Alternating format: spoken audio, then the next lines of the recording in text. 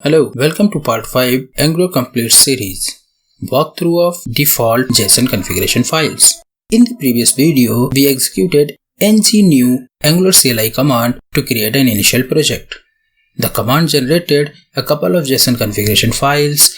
In this lecture, we will be walking through these files. We'll get familiar with the working and use of these JSON files. Let's open our project by typing cmd and code.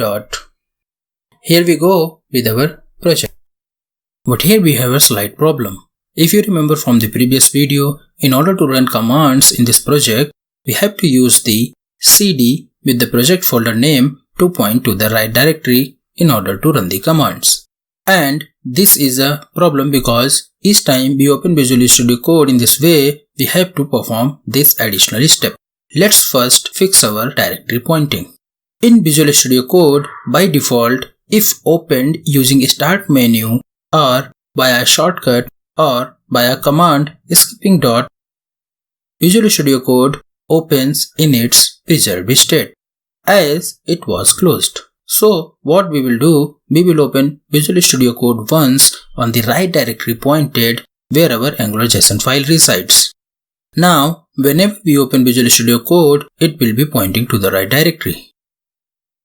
Alright, with this problem fixed, let's walk through the generated JSON files.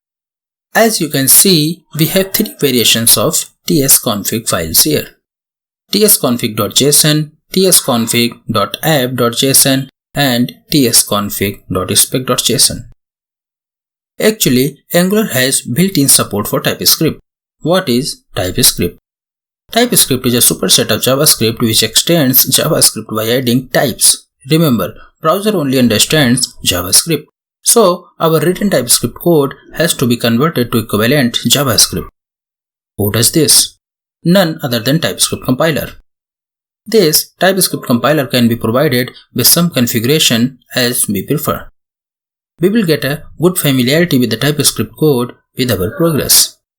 So here, tsconfig.json is the default base configuration for the TypeScript compiler. This tsconfig.json is not recommended to be changed. To do your project-specific compilation configuration, use tsconfig.app.json.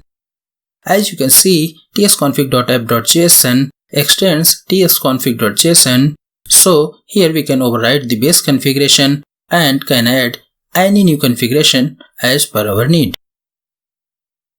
As of now, let's keep it as it is, but moving forward we might be making some configuration changes in this tsconfig.app.json. On similar lines, tsconfig.spec.json is fed to the compiler when you run unit test cases. Next is readme.md.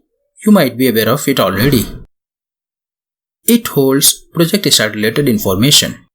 Same with browser list src, as you might have guessed it by name. It holds Angular version browser compatibility information for the developers.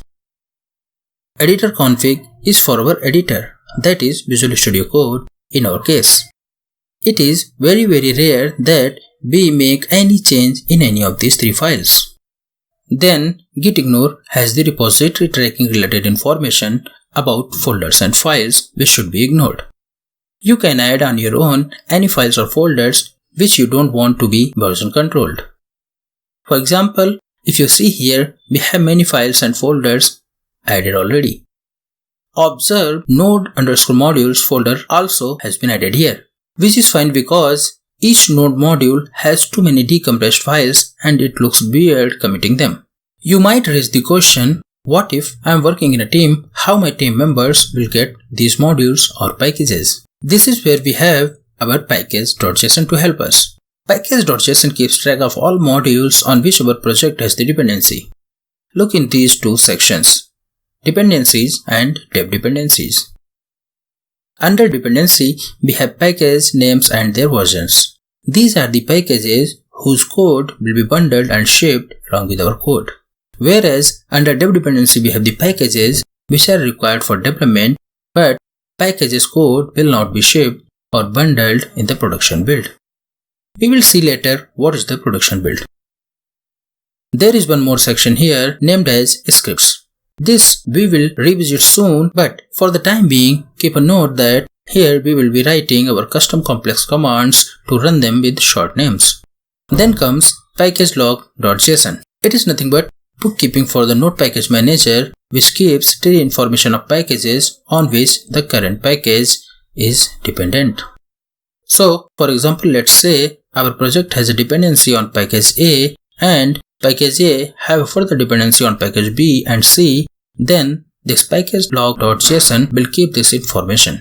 If you delete this Packagelog.json and run the package install command, which is npm install or npm I, package.log.json will be recreated. Alright, next is karma.conf.js.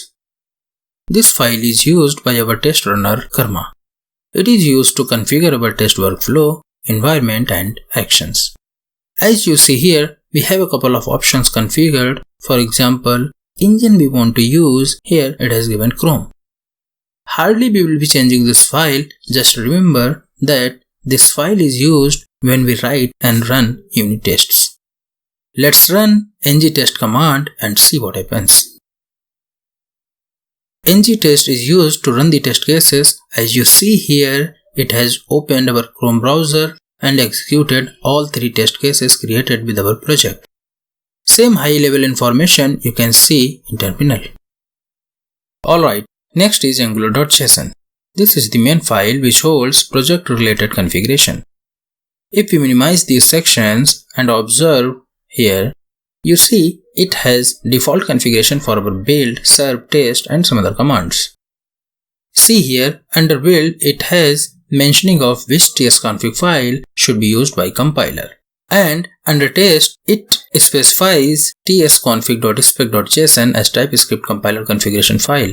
For the time being, just remember that this has all project related configuration. We will revisit this file and modify as we progress, then we will get more grasp of this file. Lastly, we have tslint.json. Linting is more of a forcing coding convention across the team. Say for example, we want our team to use single quotation marks for string values. Let's first run nglint or ngl and observe the terminal. As you see here, all files have passed linting rules. Now let's see Codemark section in tslint.json. So as you see here, it has Codemark configuration as single. If we try to declare a string with the double quotation, it will yell, "Man, don't do this." Let me comment out this. A string variable public username is equals to tutorial polls, where tutorial polls is a string value assigned using double quotes. This variable I had already defined. Let's run nglint again. As you can see, it's not happy with double quotes. Let's change this to single quote and run the command again. It works this time. Similarly, if we change configuration from single to double under Codemark and run ngl or nglint, it will give you the error and will tell that how many places you are breaking this rule. Either you go and change all the places in the code or change the rule. However, you agree within your team. For more information on this, you can open angular.io/cli/lint. As you can see, Angular has already configured the default linting tool. If you want to look at what possible changes you can do in tslint.json, click on this link. Hope you understood what each of these files stands for. If you don't get it, don't worry. With our progress, we will become very much used to of these files. That was it for this video. Let's continue our journey. Thank you and keep watching.